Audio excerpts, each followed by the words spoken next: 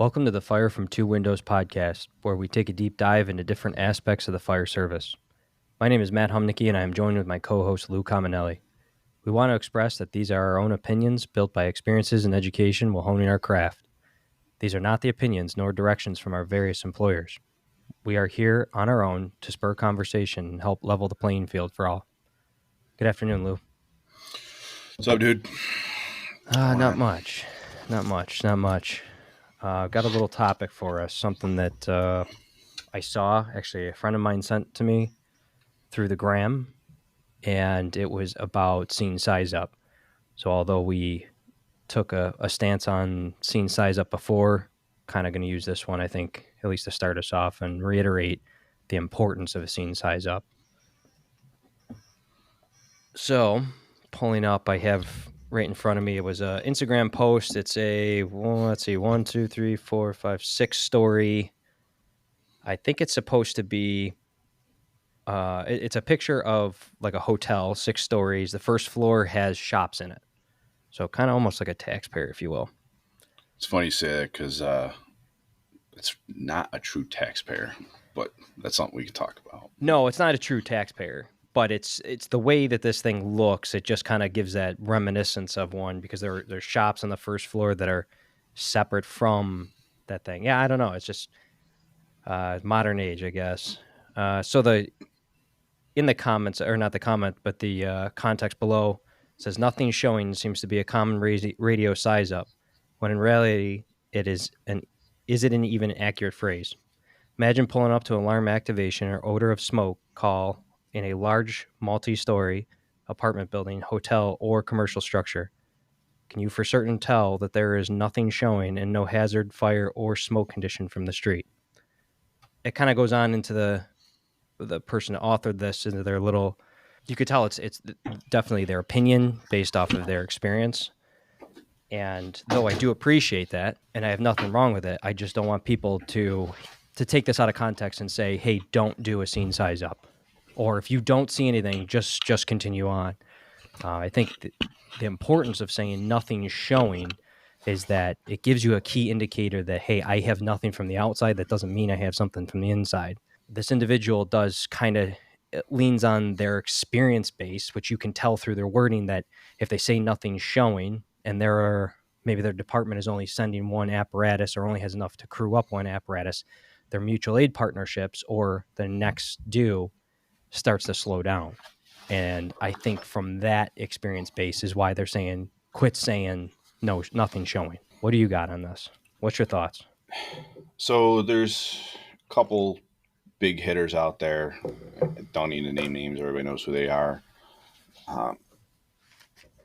They always say nothing showing. All that means is nothing showing, or nothing showing means nothing to us, which yes and no. I agree with you. When you get on scene and say nothing showing, that all that's painting a picture is that nothing is showing from the exterior of the building. That report can quickly change as soon as you step 1 foot inside that structure. This post regarding using this 6-story hotel with a storefront on, commercial stores on the first floor. We got 13 and an 8-story high rise in our district. There's plenty of big box commercials. There are strip plazas. We have the gamut of it all in our district. And if we have a fire that's deep seated inside of a commercial structure or a residential high rise or a commercial low rise building, and I get on scene, what's my report gonna be if nothing's showing? And that we were talking about this earlier. It's like, well, what am I supposed to say then? We're on scene, and we're entering. Chief, where do you want me? Yeah, I mean, I don't know what else you can say in that situation. We just had alarm this weekend. It was a BS alarm, surge in pressure or whatever was going on with the sprinkler system. We got on scene, nothing showing, and then my next report was when I looked through the windows, We didn't even have alarms activated. So that was my next report. No strobes, no audible alarms, which was kind of odd because the alarm came in. Right. Sometimes we get on scene and we have strobes and alarms sounding. I really don't know what you would say in that situation, because that's it. The progress of, or the evolution of that fire scene. If there is a fire in there, you can see nothing showing, and maybe your response for a commercial alarm or a high rise building, or whatever your SOP says, you might get an engine in a truck, and the second due apparatus is still coming, and you haven't seen, you say nothing showing. Why would they slow down anyways? You haven't made it inside the building. And then next thing you know, you get in and, oh, we have smoke in the structure, or we have reports of smoke on XYZ floor. So do they speed up? Do they speed up now? Does the response change? I know there are some departments on there that do different levels of response for first due and second due. That's an option. I mean, we Hmm. talked about that here, but we decided not to do that. And the different levels of response would be the first due. And if the alarm is in that rig's first due, they go lights and sirens. And the second rig goes non-emergency. There are departments that do that. They choose to do that, and that's an option. I don't see the benefit of that. I mean, you can easily shut the lights off and the siren off just as easily as turning them back on. But the evolution of that fire call is, I'm on scene, nothing showing. Then you go to the fire panel. We got alarms activated on whatever floor. We're going to make our way up. You get up, if you take the elevator 2 floors below, or you hike the stairs up to the alarm floor, you pop the door to the hallway, and now you have smoke showing. The commercial buildings are meant to hold smoke in. I mean, hotels. There are hotels now that you can't even open the windows at. They don't. Right. They don't allow. Yeah. They don't allow it. So unless that fire is breaking out of a window that's already auto vented, you're not going to see anything on these commercial alarms. And then that fire is going to have a way of a head start on us at that point. So I wrote down a little note because it was the first thing that came to my mind, healthy or unhealthy, and it's debatable. But I wrote down the words pertinent negative. So in the EMS world, there's certain things you have to document that you either did or did not do. So it's essentially you're trying to fill in that negative space. Hey, these are the things you should look for. What didn't you see? So in EMS, it's like no diarrhea. No, they don't have diarrhea. No abnormal bleeding. No loss of consciousness. It's these things that were. It may not be specific to a knee injury, but you should still look for some of these things because they could clue you into a whole nother realm. And the pertinent negative here is that nothing's showing. No, nothing is showing. So going back to the call, what was the initial report from the caller? Hey, do I have an alarm? Or is it, hey, I have smoke all up in my kitchen or my apartment or my hotel room? When you're going there and you're confirming, hey, I don't see anything from the outside, that should not slow us down or give us this pause. Speed is a whole nother issue, and I won't get into the realms of law and how fast you can go and don't go and lights and all that stuff. It had nothing to do with that. It's the speed of your mind and how you're thinking. That adage that we say a million times, slow is smooth, or slow is smooth, smooth is fast, right? That's exactly what should be happening on all calls. When you hear nothing showing for something we got called out for an alarm of smoke in the building, man, to me, that shouldn't ramp me down. That should ramp me up because I still don't know where it is. If it's showing from the eaves, showing from the second floor, showing from the roof, the roof itself, whatever, I've identified at least a part of the location. When I see nothing, I have to go in deeper to find this thing. Right? That Yeah, means equates more work. right. And there's been a handful of fires I've been to, and I'm sure there's been fires you've been to, where the first arriving unit, even at a residential structure fire, it's a report of a fire, whatever fire, it doesn't matter what kind of fire it is. There's been a report of a structure fire, and the first on unit gets on scene and says nothing's showing. And then that door pops and they have floor to ceiling smoke. Yeah.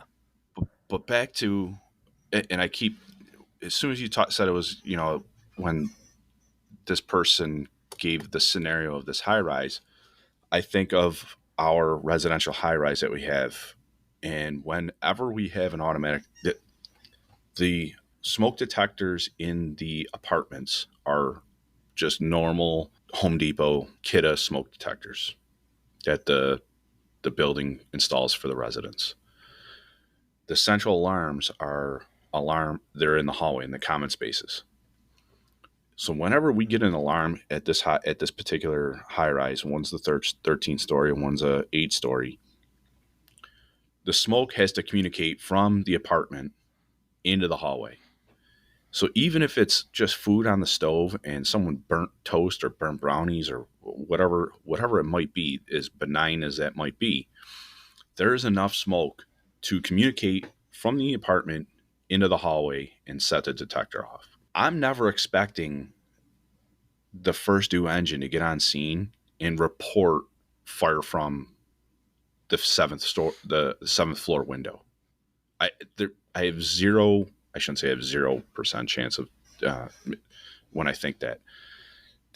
I'm leaning towards they're going to get on scene, nothing showing. They're going to tell me exactly what floor the alarm's activated on, and then we're going to make our way up there and we're going to confirm. I know there's smoke in the hallway because the alarms in this particular building don't go off unless It's substantial. smoke actually hits it. Right. Yeah. We never really get. I can't think of a time where these alarms went off for dust or for a malfunction. I don't know. These alarms were. This building's like a 1970 build, and I think the alarms are still the same alarms that they've had in there. And for whatever reason, they don't go off unless smoke actually hits these. Now you go to some of these newer builds and with the latest and greatest alarm panels and smoke detector systems, and they go off for no reason at all. 4 a.m, and we go in there and yep, smoke head activated. Don't know why.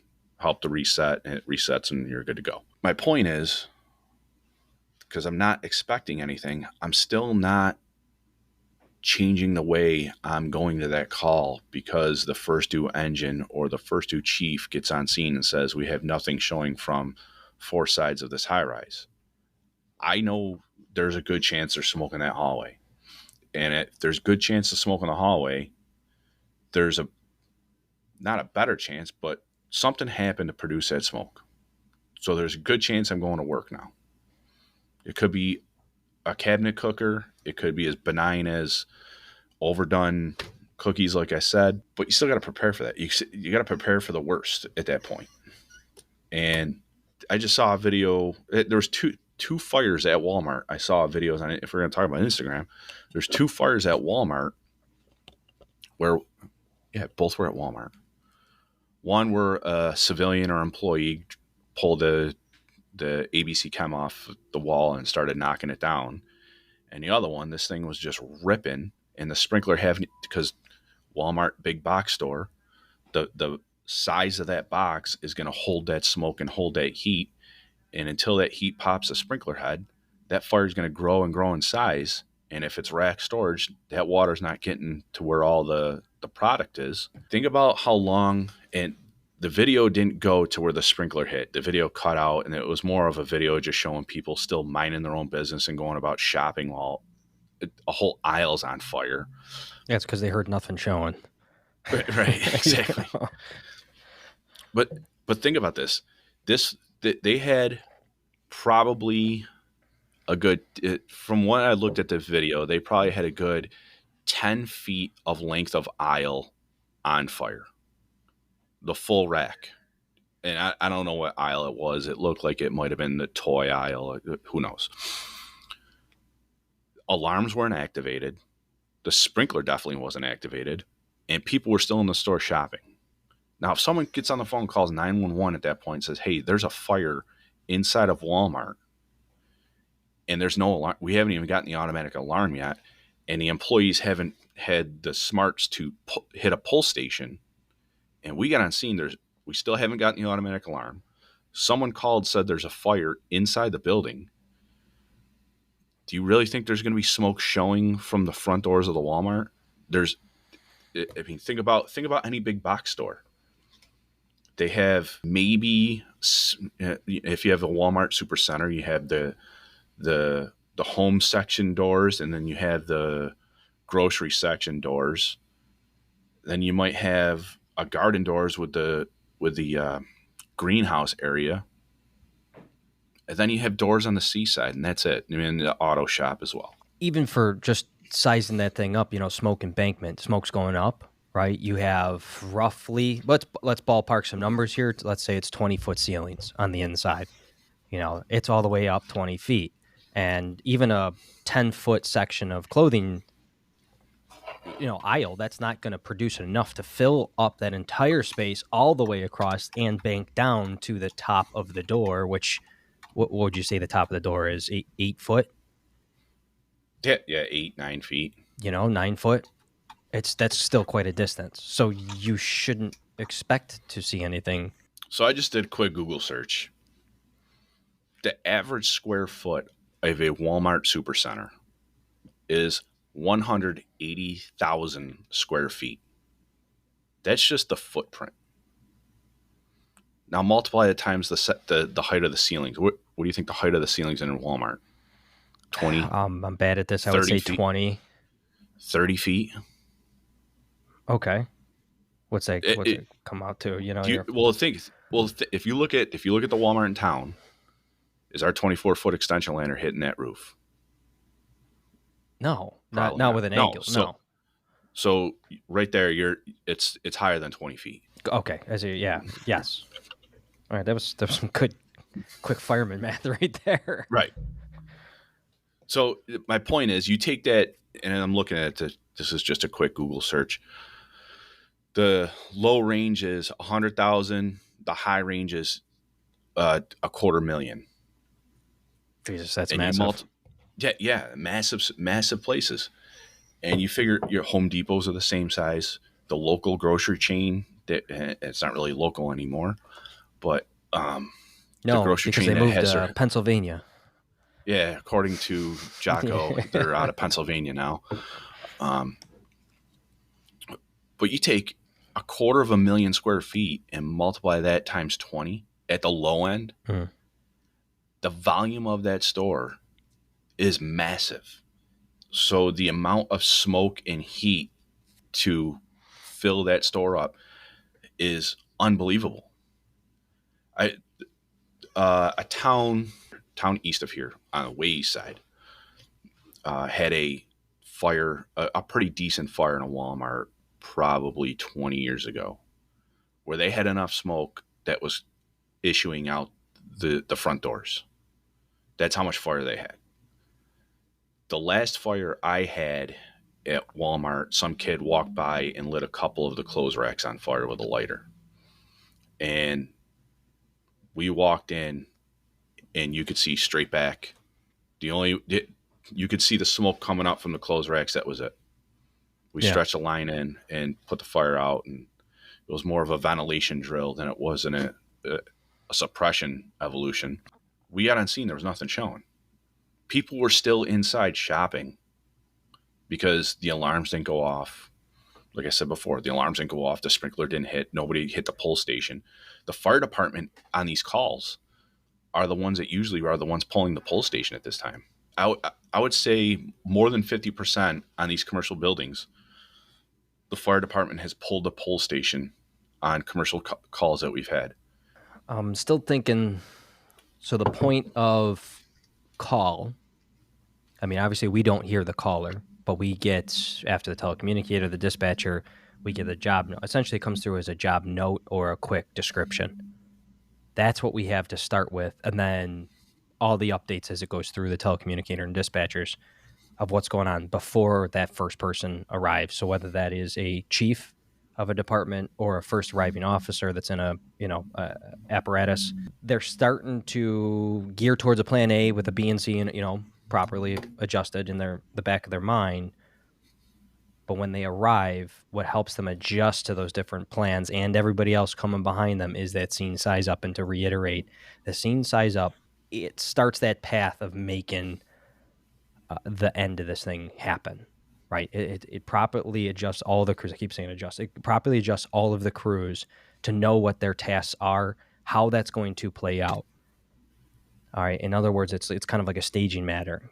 First unit arriving's got a job. The second unit's got a arriving job. Third unit arriving's got a job, and we keep stacking these things up. So as you arrive, first, second, and third, you know what the options for that position in your stack is.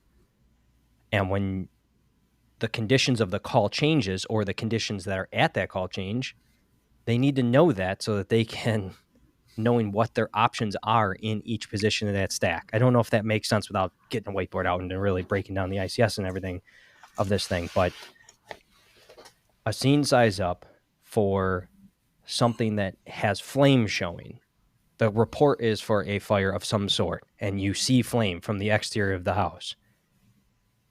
By reiterating that, first officer doing his proper size up, saying, I have, and you go through your list, and it includes, yes, we have fire. We are going into an attack mode or an offensive mode. We're pulling a line, however you say it. We do not have water.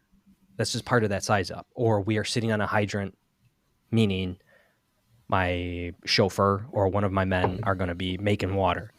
It's telling that next unit in, either you need to bring me water immediately, or we have water, now establish a second source. So that second person in the stack, or the second unit in the stack, knows their role before arriving or as they're arriving, and can go right to work instead of asking direction. Chief, where do you want me? Well, I see that somebody's got no hand lines in place, so why don't you get a hand line? Oh, I see there's no water supply in place. Why don't you get me a water? This is a delay. That fire is still churning. And when we show up and we have a report of fire, but we see nothing from the outside, i.e. nothing showing, we still have to be working at speed. That first crew is going in, driving in to try and find it, hopefully with a stretch hand line, unless it's like a specialized unit, not specialized, but let's say a rescue company that happen to be in the area, they arrive first. Not going to have a hand line, but they're going to have cans. They're looking for it. All of these things play out. Nothing showing does not tell everybody, hey, slow down or turn around, flip it around, whatever, you turn and go back, we got it. Just to kick open that door, go down a hallway, a long stretch to go, oh, something is burning in the back or in the middle of a large building. And then you got to turn them around. And I think through this person's that wrote this this comment, I think it's through their experience, this is where they ended up. So they're arriving at this conclusion of, hey, stop saying nothing showing. It's because of their level of experience with a size up. So I'll hit on that in a second. And to me, okay, and I'll be honest with you, we go for a residential fire alarm, or not even a resident. We go for a report of a structure fire in a residential. And this is completely honest with you, is first unit gets on scene, they say nothing showing. Our response hasn't changed, but in my mind, I'm like, well, it's going to be BS at this point for a residential. On a commercial, it's almost flipped. They get on scene, they say nothing showing. On a commercial, I start to think, I got to work harder now because I'm going to have to go find this fire, or I got to go find this alarm that's activated. It's not going to be as easy as the fire showing and I can just go to work and do what I got to do. On a commercial structure, any commercial structure, even if it's a benign fire alarm and I get on scene, nothing showing, I got to go search for this alarm. And depending on the size of the structure, it could be 30, 40, 45 minutes till we find the one smoke head that is activated. I mean, think about the business park that's across the street from our firehouse. Okay. You get an alarm there, and if security's not on scene with us, that the central where the central station is, and they know exactly where the alarm's originating from. How long can we search these massive old buildings that used to house Kodak. Yeah, you're going for a mile and a half hike every time. Right. Some of these hallways are a legit mile. Or the new Amazon facility that was just built. It's a mile in diameter and it's 6 stories high. Each perimeter of that floor is 1 mile. Yeah, So and you got to check them all. you gotta check them all, You know, unless especially if it's the because alarm system's not saying where it is. You got to check them all. right. But go back to what this individual is saying, and I think where his issue, and this is just hearing his post being read and working through what's going on, it seems to be more of a cultural issue with his department that he's experienced. I'm glad you said that because I definitely want to touch base on this. And to me, it's I don't know how much time this individual has on the job or how much time he doesn't have on the job, whether he's a senior or junior, what his experience is in his fire department, or if he's had other experiences in other fire departments.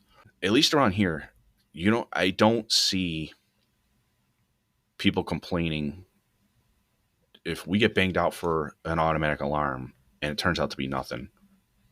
Whatever, we get to go on it's a fire call for us. We go on it, put on our gear, do what we got to do. If we get turned around, we get turned around. Not a big deal.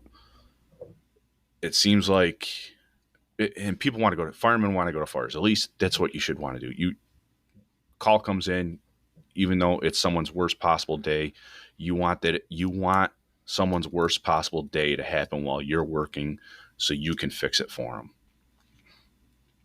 So maybe this individual has gotten kind of worn out a little bit, and the culture in his firehouse is not where it should be. I don't know. The only thing that can come down to is the culture in his firehouse. His officer doesn't have a good outlook on what's going on, or maybe he has a end of the career, end of the line for him. He's a short timer, and he just is looking to ride out the next couple months of his career and hit retirement. And alarm comes in, nothing showing. All right, kid, shut it down. It's going to be nothing. And maybe he's getting a bad sense of how a company should operate being second due. Because what if he's first due? Does he operate different because nothing's shown when he's first due? This is coming from just a second due point where he's saying stop saying nothing's showing because my second due apparatus are coming in slower now, or they're not coming at all. Well, how are you operating if you say nothing's showing? Are you operating different? No, you're still going to do what you need to. You're still going to the alarm panel. You're still investigating where the alarm is. Depending on what your SOPs, SOGs are, you still have to perform your job. And it reminds me of I've had 3 automatic alarms at a 2-story senior apartment complex. One I was working on the engine for on overtime, and you were working your normal shift. And the new engine we have, she cooks. And, uh, and the guys on your group up at that engine house, they're quick out of the barn too. So we beat you in by a little bit, not much. But on an engine, my job isn't investigation. I knew you guys were right around the corner. So we took a position at the FDC, which there's a hydrant right there. And I waved you guys in to do the investigation. And that apartment complex also has different stairwells to access different wings of the apartments. So what benefit is it to me if the lines are pulled off the engine to position my apparatus in a specific spot and then maybe get euchred by the truck humping in and taking the proper position? And then whoever calls for a hand line says, hey, I need the hand line on this stairwell. Well, now I can't get the hand line at that stairwell because I'm blocked. I'm out of position. Where if I just stop at the hydrant at the FDC, let the truck company go in and do the investigation, what they're supposed to do. And the truck company boss rated, hey, come bring the line to this stairwell. All right, we'll be right there. Boom. Simple. Conversely, when I was working our normal shift and we had an overtime boss on that engine, and now when I say they beat us in, we were nose to nose at the intersection, and because they had the straightaway, they had the right of way. They get off the rig and they start running into the building with truck tools. And I get off the rig and go, "What are you guys doing?" So, and this is another one that this apartment complex, the alarms don't go off unless there's smoke in the building. And 99% of the time, it's someone overcooks food, but still there's smoke in the building, and it's like, we don't need you in here with another set of irons, another extinguisher, and whatever that officer's bringing. We need you to stand by the engine company in case there's a fire to pull a hand line. Let the truck company go in, do the investigation, and then if you need the hand lines, we call for you. And if we don't, you know what? Pick up, turn around, go away, and wait for the next call. So I think this just circles back to culture, the culture of what we're trying to establish here. And I think there's a cultural problem in this person's fire department. That's just my take on it from listening to you read one Instagram post in a moment of time. And this person just could have been frustrated after a call where it just happened. It could have been, he had a bad day that day and he just decided to vent, or I say he, I don't know if it's a he or she. They decided to vent on Instagram and put it out there. Yeah, actually, it's a good point. I don't even know this individual, and I'm not trying to pass judgment in any way. So I want to clarify that going back to, it's a pertinent negative, and this is where I'm glad I didn't reach out and be like, hey man, I didn't want to tear into him. In my group chat where the guys that I'm in sent me this thing originally, I know they sent it to me to get me spooled up. They were doing it on purpose to see where I'd go with it. But even within that group chat, I had this discussion with him. I made a joke and said, after we're checking off all these boxes, here's what you can do, here's what you should do, here's what maybe, isn't there, and all this other stuff. I made the joke, is this in X and X region? And they go, oh yeah, absolutely. I go, oh, I knew it. I knew exactly where this was, because it felt like that. The language, how they have a disregard. It almost sounds like a disregard for scene size up. And then it all kind of clicked. The pertinent negative is, hey, a scene size up was done there. And finally, it's getting started into that culture, doing a scene size up. That's a good thing, right? The next step is now to hone in. What is that scene size up? Now they're reacting as if it's just something to say on the radio. Okay, perhaps that's a good step, but now the next step is, what do you do with that reaction? How do you use that information to drive the outcome of your call? And just to go back for everybody listening, scene size up, here's the general bullet points of a scene size up of things. You don't have to hit them all, but as the key points you should be looking out for and say yes or no to, and then what it is confirm the address, number of floors, type of occupancy, conditions found, do you have water supply, the mode that you're going to be operating in, which is investigation, offensive, or defensive, and then establish command. All right. Think of your average bread and butter call. I shouldn't even say that, but your average call that we go to, we might only hit 4 of these. I got nothing showing, and this is another term that we use regionally. We have nothing showing from the 3 sides of the 4-story apartment complex. We'll be on the investigation. We do not have water. Accountability's on the front bumper. Okay, out of those things, I've identified what I can see from my current position as I'm pulling up, or what I don't see is really how we should be reading into that. We automatically read into that as what we don't see. Hey, I do not see fire. I got to go find it, which means skipping down, I'm putting myself into an investigative mode. You don't have to say investigative mode. You don't have to say offensive. It sounds a little dorky. It takes up a lot of airtime to some people, but you're identifying this, what type of structure and what your plan is.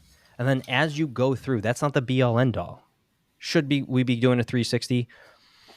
Yeah, somebody should be doing it. It doesn't have to be that first officer. I mean, for a large building, you might take you away from the crew if you're still looking for whatever the initial problem was, and especially if somebody's hot on your butt, next unit or a chief.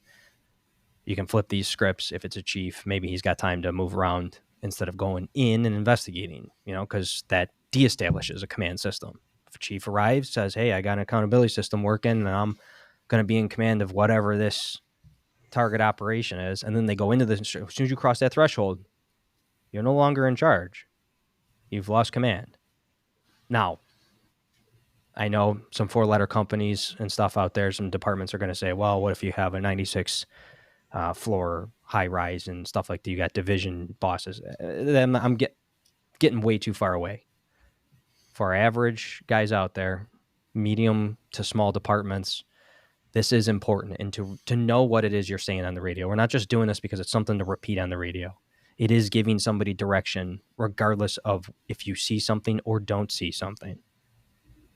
Number of floors is helpful. Type of occupancy. Yeah, like you just stated. Nothing showing on a commercial versus nothing showing on a residential. It might slow you down a little bit so things are smoother at a residential just to find out. But if it's a commercial, yeah, we got that 5-story, 1 mile around the building, every single story. Yeah, that's going to be some work. Water supply is important. Hey, I don't have water. Somebody, the next unit, you're telling that you're literally in that sentence saying, next unit, you got to bring me some water. So they don't have to radio up and go, chief, where do you want me? Or boss, where do you want me? Well, I just said, I want you to do water supply. Now I'm repeating myself. Shouldn't have to do that. Should know your job. I expect that, especially from that size up. The good part, like I said, the pertinent negative is, though this individual seems to be irritated by the fact of hearing nothing showing and people are turning around or slowing down, what's really happening is they're starting to integrate a scene size up, on the radio. That is a good thing to start to see. You're just getting frustrated with the next step that comes along, right? And we'll keep retooling and retailoring things until it gets fully developed. So whoever wrote this, I do want to thank you for pointing this thing out, and I'm glad it came across, my screen here, because it gave me something to kind of pinpoint and realize, I wanted to tear it down originally, but really what's happened is in a place where they don't do it and it's always been detrimental, they're starting to do it, and that is a cool thing. So I got a question. I wrote something I want to get to, but I got a question. Sure. If this area didn't do any size ups, what did they do when they got on scene? They wait for a boss, somebody in charge, to give them orders. So they would just show up on scene. Would they go to work with nothing on the radio? Well, they were just standing by for a command-driven operation. Yes, the latter, command-driven operations. Now, that's not every department in this region, but it is the predominant action. Yeah. And I got to give it, we used to be like that here. We used to be a very command-driven operation. And it's not to say we didn't do size ups. The difference was, when I first got hired, we would have firemen right in the front seat and the officer was in the buggy. And depending on what was going on, the type of call, you might have a 2-year fireman right in that front seat giving the size up. I mean, we still went to work and knew our jobs and knew what we had to do. But as the call progressed, or if the chief officer arrived on scene, it became a very command-driven operation instead of an SOP-driven operation. And I know you were around for the change, but all these the new guys that are on the job now have no clue how, we get on scene and the first new engine, first new truck, second new engine, second new truck, they all know their positions, where they have to go. And it doesn't, all that, like you said, all that size up is doing is painting the guys a picture of what's going on. All right, nothing showing, whatever. I'm still the second new truck. I'm still going to report to the C side of the structure. And,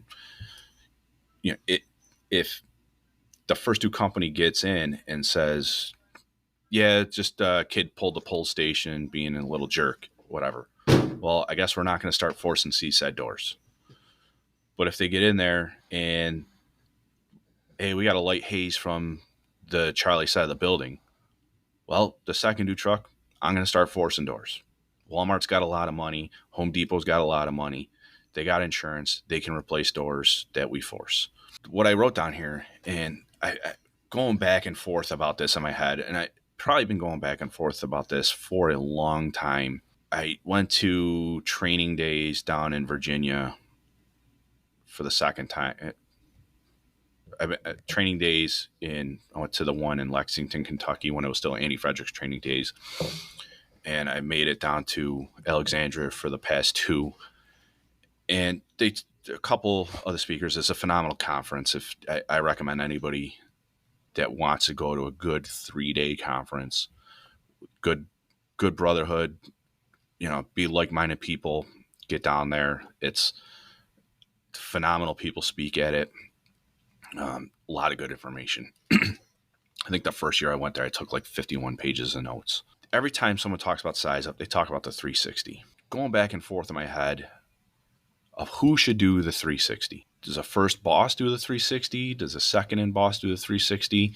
To me, depending on the size of the structure, the 360, I'm not saying it's not important. It's got to get done. I think it's more pertinent for the engine boss to get a 360 done than it is for the truck company boss to get a 360 done.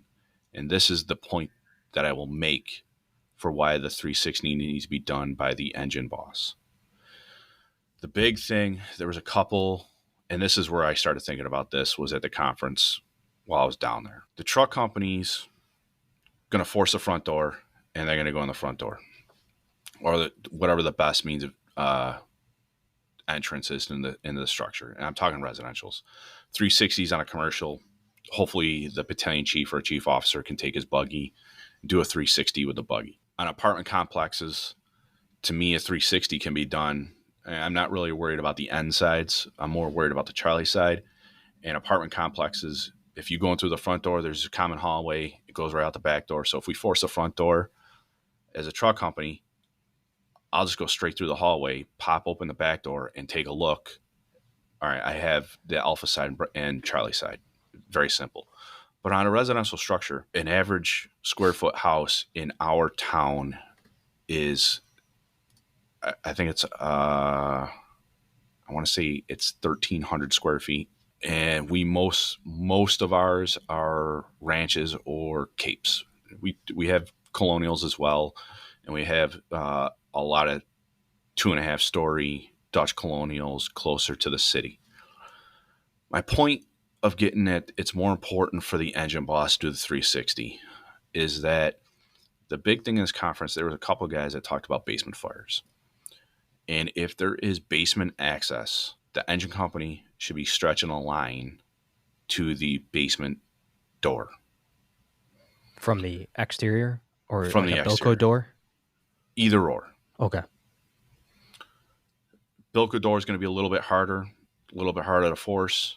If there's a walkout basement, that's money in the bank right there. So if there's a basement fire, they should be stretching to the exterior basement door. That's going to be the easiest way to extinguish that basement fire.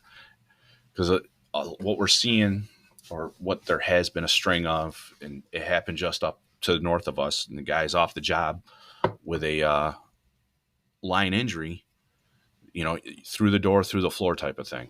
Mm-hmm. That the basement fire goes unchecked for a while, gets into the floor joists.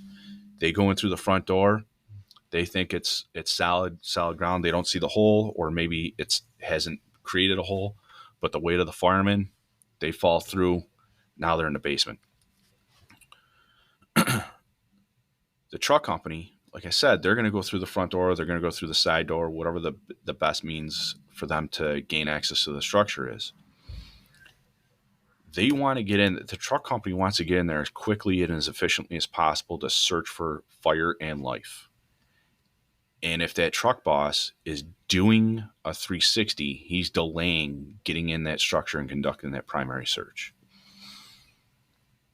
The engine company, they have to stretch a line. Now, I'm not saying engine companies can't stretch lines quick, but they can stretch a line while the engine boss usually, at least in our department, they help facilitate the stretch, but they don't need to. They have the nozzleman. Depending on where they stop, they have the hydrant guy and the engine chauffeur all help facilitate the stretch. So depending on what's going on, you either have 2 or 3 guys facilitating a stretch of an 1.75 inch line, 200 feet pre-connect, or the 300-foot pre-connect. They can get the nozzle to the front door, and by the time that engine boss comes around and says, hey, we have a basement fire, we have access on whatever side of the building with a walkout, now the engine can reposition that line. The truck company can already be going in and starting searching. And the way we operate with our 4-man truck crews, the OV position now, and then the argument could be like, well, who's going to force the basement door? The 2 guys that are the truck chauffeur and the OV, because that's their responsibilities, outside stuff. So if there's Bilco doors, they bring the saw, they cut the Bilco doors open, boom, now they gain access, force the interior door, which is usually a BS lock, because I don't know how many people put tubular deadbolts on their basement walkout doors that have Bilco doors over the top of them. But my mind is starting to trend to, it doesn't matter if I'm first or second on scene, the engine boss should be the one that conducts a 360 rather than the truck boss. And if that 360 doesn't get done by at least the first 2 units, that's got to be communicated.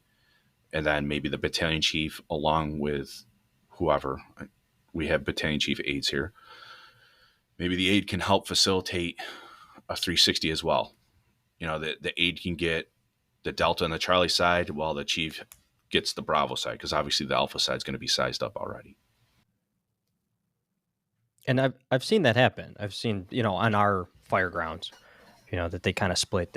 One goes right, one goes left. They meet crisscross around the back just so they get 2 sets of eyes from 2 different perspectives and meet back at the beginning. So I'm looking for your perspective, as because you work a good amount of overtime, not just in our company, but on the engines as well. What would be more beneficial for you as a backseater? When you're working on the truck company boss doing a 360 and holding you up at the front door to make entry, because you're going to wait for the boss to make entry, or on the engine company, having the engine boss do the 360, you standing fast in the line and make sure there's not a basement fire and there's not a better way to get in. What would be best for me as a backseat firefighter? Man, I let you keep going because I was going to interrupt you and say to shut my mouth, No, but seriously, because I know the firemen, they're going to get frustrated. They always, you want to get in, you want to get in and do it. So, right, you want to get in. But if you're on the truck company and you are assigned the cam position, that means you are going in with the boss to do a primary search. Mm-hmm. And you're sitting at the front door waiting for the truck boss to do a 360. And then the engine's coming behind you. And then you force the door with the engine company. Now the engine company goes in ahead of you. And then the truck boss is like, oh, hey, we have a basement fire and we have walkout doors. Well, the engine's already 20, 30 feet in with their line. To me, I think it slows down. I'm not saying it slows down. It goes back to slow, smooth as fast, mm-hmm. where the engine boss doing that 360 slows the engine company down to where if there is a basement fire, it slows them down from making that, going in through the front door and going gung-ho. Because if there is a walkout, it might be easier for that engine company to make a knock in that fire through the basement door on whatever side, not the Alpha side, there is. Now, and I think like my parents' house, or even my first house I had, where my first house was a Dutch Colonial. My parents' house is a Cape. If you go into the driveway entrance leads to, in my house, it was 3 steps up into the kitchen, or you took a left and you went downstairs into the basement from the driveway. My parents' house, the same thing. It was 1 step up in the kitchen, and if you went left, it was the straight stairs into the basement. Fire departments, they always use the front door. Now, if there's a basement fire and you do a 360 and you see, okay, we know we're operating on a Dutch Colonial or a Cape Cod, that engine boss should know that the better access should be through the driveway entrance. So I learned, we always talk about what we're doing in the academy, teaching, and what the most recent recruits and probationary firemen are doing. One thing that has not come up until just now, something I learned way back in my academy, was that, let's see, our last week, so we had a whole week of live fire, and then the last week we did one of these days was just, they called it scenario days. It was like 20 different scenarios all day long. So they crewed up 2 rigs. They drove down around the block, down the street into town, and then you responded from there to this burn building. And there was something different waiting for you. You know, you had a dispatch and everything, and what you found, you got to play with the entire scene. There was no make believe. Oh, pretend that this building is a barn. Pretend that this stairwell is off limit. No, the whole thing was ready for you. You had to recognize what you had, and they got us with exactly this scenario where we got off while somebody did a 360. They noticed, okay, where it was on a second floor fire, it was in the back, so it was in the Bravo Charlie corner. That person doing a 360 called it out, but did not make the decision of where the hand line went. And they still, because all week long we were going through the front door of these burn buildings, we drove through the front door. Well, the way they had arranged the floor layouts, you went in, you went all the way to the back, you went up a stairwell, down one hall, through another. You came up short. So they wanted you, they were pitting you into, if you're going to do that 360, now do something with that information, make smart decisions. And we did not make a smart decision. We went through the front door and they got us. They knew we were going to make that mistake. And that was a learning lesson, was, hey, challenge you of everything that you learned so far. Granted, we're recruits, we're in the academy, but do we pull a second line that's longer? Do we extend a line? And where do we extend that line? And at the nozzle end, break the nozzle, add a thing, or do we break it at the, at the apparatus and extend, so we can drag more in, whatever. Man, what a mind F, because we ran short. And that always stuck with me. Hey, look at your other options. Don't just drive through that freaking front door. That particular one, we also did not have a search crew with us, so there's a little bit of a caveat to that. I would, if I'm on the engine, going back to your question, if I'm on the engine, I'm on the back step. Yeah, I'm going to take my time to get my line prepped and set it down. Maybe start flaking it out. Not necessarily have to be in the front lawn. That's probably where it's going to be. But get ready to reposition it if we need to.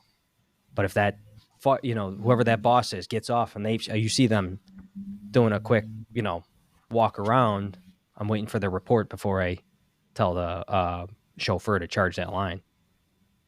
Because if I got to extend or go drop it and go grab a 300 footer instead of a 200 footer, it's just that much simpler. Don't dick around with it. Leave it. Let it be a backup line for somebody else. I'll go get another line and pull and make that all the way to the rear if they say so. So I'm going to wait for that boss to give me a little bit of a direction, but that's different from, I know, because we were saying, hey, Chief, where do you want us? Don't say stuff like that. This isn't that scenario. This is my immediate crew boss giving me directions on how we can be more efficient as a crew without bogging down radio transmissions and all this other stuff. So he's going, if he says, hey, this is better if we go in the Delta side from the driveway door and up and around or down in the basement. Okay, that's cool. That's good. Now, we actually had that fire not long after the academy. We had the same one. I want to say it was on the your old group. Right after I got out of the academy, I was working some overtime, I think, or a swap. Probably swaps. I was king of swaps back then. And I was on your crew. We had exactly that. It was we had to shoot down to the basement. And it was on just north of the high school as you pass the bridge. On the left-hand side, there was a house. It was like the second one past the bridge, and then going north. Small Cape Cod. There's a back door, and that entrance shot straight down in the basement. Instead of going through the front door, which, when you open up the front door, you have to make a decision left or right. You have to navigate through all of these rooms because the old style Cape Cods they're not open. It's all compartmentalized. And somebody said, hey, I could see stairs right through this door, and we popped that door and went straight down. Right. That was a good decision. Glad we didn't charge that line yet. Now, that wasn't because we were waiting for the boss. That was because we were dragging butt trying to, get that line out. We had maybe 100-foot stretch just to get to the house itself, 100 foot up the well, rather down, because the driveway kind of goes down to the house and then, around the back. So that paid out. That paid dividends, letting that boss make that decision. Hey, I got a better option. Let's go do this. Yeah, and there's really nothing in our policy that says what boss does the 360. And to me, it's just, I think it's more beneficial. I think it makes the operation go smoother if the engine boss does it. The truck company's main objective is getting in and doing the primary search. Yep, for fire and life. You're mapping Right. out that where we got to take that handline so they don't have to make that second decision making. You don't have to override their decision is what I'm trying to get at. And go, oh, Right. shit, I dragged it all the way to the rear. Now I got to drag it all the way back to the front. It'd be nice to Yeah. let them And know exactly where they got to go so they don't got to do double work. right. And I remember we were teaching a firefighter one class and they caught a pretty good basement fire right by the McDonald's on the north side. And the initial hand line, for whatever reason, didn't make I think it made the top of the stairs. And this was on a Oof. ranch. I don't know if it was the position, the setback of the house. Maybe I'm going to be politically correct here. It was the cluttered conditions of the house. The line fell short for whatever reason. And it was the second line pulled by the second due that identified that the back door, the back slider, they went around the back of the house and saw the stairs from the back slider and was like, they didn't have nothing impeding their stretch around the house. I mean, this house they had stuff in the front yard, and if they have stuff in the front yard, they're probably going to have stuff inside the house. They had nothing impeding their stretch around the house. They went in through the slider door and right down the stairs, and they're the ones that put the fire out. The first line fell short.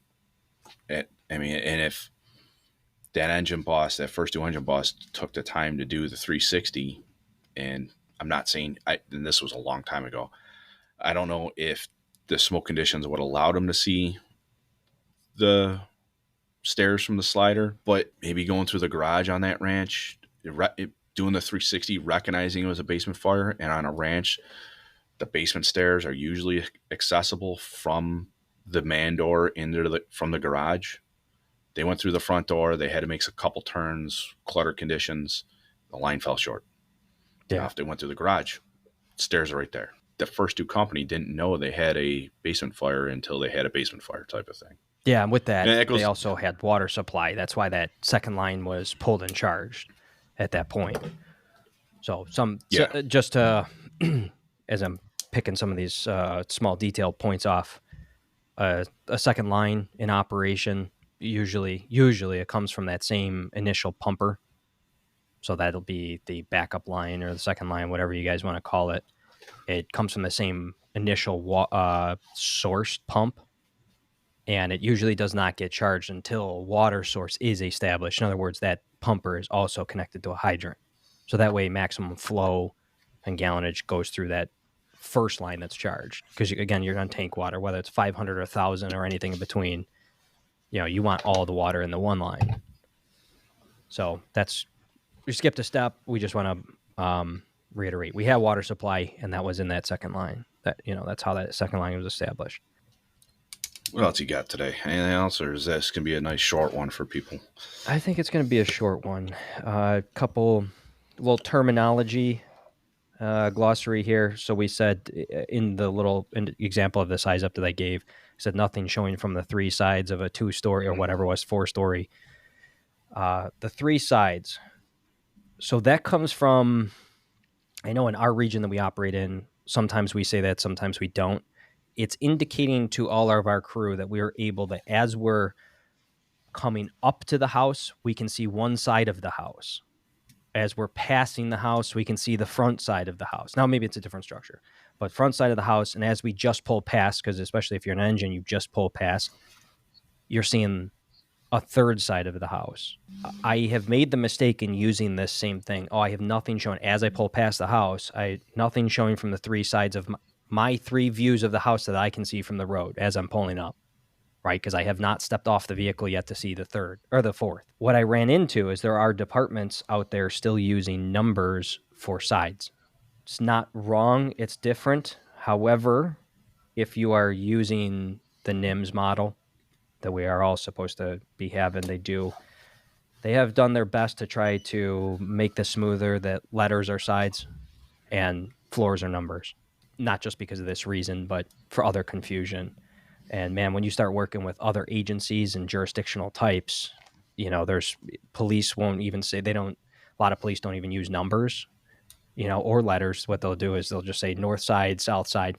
So when you're working together in operations, we don't even know, they're calling the north side of they're saying, oh, the north side of the building because they're saying, oh, I think that's north, but turns out it's pointing south. You know what I mean? You get all Yeah, yeah. confused.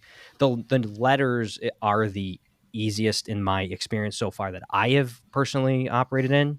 And I've done both now, numbers asides and letters, but boy, did that screw somebody up because they went, oh, I got, if you say, hey, I have smoke showing from the alpha side on the three sides of my view, they're like, oh, they go to the three side of the building.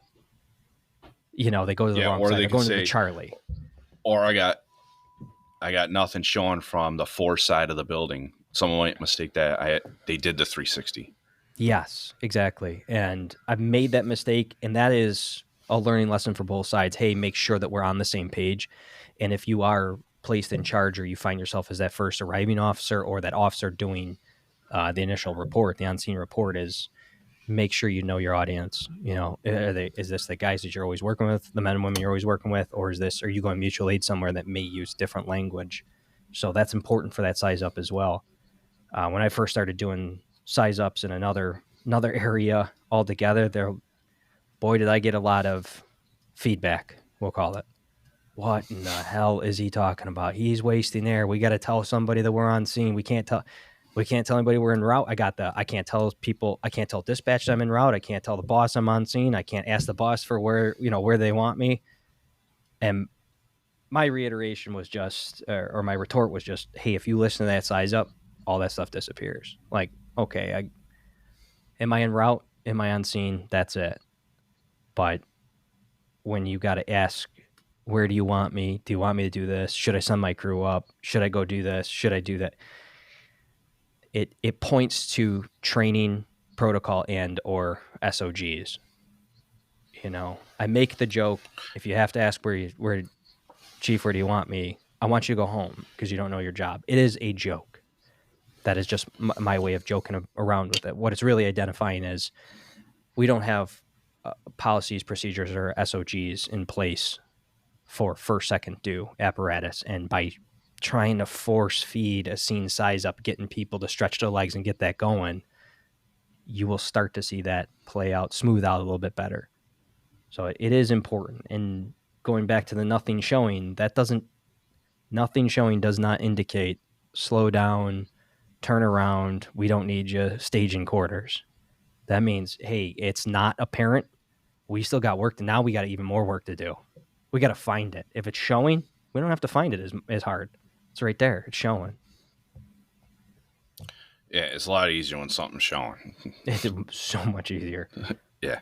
And for the third point of that, too, is if nothing is showing, you get in there, you find it, there's a good chance of it being confined. If we can confine it, extinguish it, and come out, somebody can go back in. The resident can go back in, the occupant can go back in. Yeah, they're going to have a little remodel on their hands. But if it is showing and it's ripping through the walls, it's coming out of the eaves, it's blowing out the front window, I'm not saying it's going to be a complete loss because we had really wild compartment fires have auto-vented and still people can go back in and sleep there for the night. That's pretty cool, but it means it's well progressed if something is showing that much smoke or flame. Yeah, I agree. I think that's all I got on that point for today. A nice short one for everybody to listen to. A little rant by us on this individual's Instagram post, and it's kind of, I mean, we're not, just to reiterate, we're not knocking this individual at all. It was just a good discussion topic for us to have. It was a good discussion topic for us at the kitchen table. You guys should talk about it. Yeah, one Yeah, compliment, it had us talking at the kitchen table at work. It had us talking in different groups, asking our neighbors, hey, what do you think of this? What should we do? Can we improve? It's got these guys talking. The person that made this comment reached out and touched a lot of people in a positive way. They may have it been goes back to venting, what but it goes back to what Mike said. He was a catalyst. yeah, this person that put this thing up, even though they may have had a negative experience, was definitely a catalyst for good discussions in quite a large span. So I love Yeah. it. So I guess I'll wrap it up. Remember, hit us up on the Instagram. Fire from Two Windows. A couple good posts up there. Try to post, I don't know, 3 times a week up on there or something. Whatever we see, we try searching the interwebs for videos and stuff on that. Or if we can't find any good videos, we'll come up with something to post up on there. We got the Gmail account. Fire Got some from two questions coming windows at in, gmail.com. and we'll have to get that question and answer one going. I guess you got some questions that have been filtered in, and we can go I through do. some of those. I got a couple. All right, well, that's good. A couple Yep. questions will probably get us. One question could take us an hour, and depends on how we can talk sometimes. That's it. But yeah, And thanks. Yeah, that's what we want to see. We want to see people's comments, reactions, even if they disagree. And we like stuff that people disagree with. That way it helps us kind of smooth it out.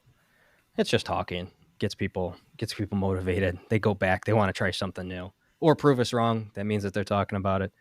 yeah. Um, I never thought I never thought I'd be saying this, and I hate hearing people say that when they say smash or hit that like subscribe button. So this podcast is starting to get a little growth, and it does help reach out to other firefighters who want to improve or complain. It doesn't matter. We'll take it. We'll take it all. If you wouldn't mind, please go to whether you use Spotify or Apple. I believe those are the only two platforms we're on now. Hit the follow, and just Now that you way can you'll get be it. notified. I searched it on iHeart. You can get us on iHeart as well, Oh, because I no think kidding! the All right, iHeart just pulls it from the other podcast platforms. love So I it. think I haven't looked at Odyssey, but I know on iHeart we're on there. So if you use iHeart, if you use iHeart for podcasts, they're on there. But Spotify and Apple are probably the two biggest ones. But I'm not teasing, but I'm going to tease it. I am looking forward to an upcoming podcast. We're probably going to stir up some controversy. I've already tried to stir the pot on the socials regarding some technical rescue stuff, some of the testing we did. I don't know if we'll put out what we did to test it. I hate saying testing, but it was Testing lab testing. coats, Hey, goggles. we had the lab. Oh yeah, we had it all out there. I don't know if we'll put stuff out there before the podcast or after the podcast. In my mind, it shouldn't be an eye opener, but I think it will for some people. There's some departments out there that like to post cool things, what they're doing with technical rescue, and it's just like I don't know, you should be doing that. Are you saying there's fake But news out there? no, it's not. It's not. It's not fake news. It's not fake news. They're just out there doing it, and they're cool pictures or cool videos. I just don't know if it's the best practice.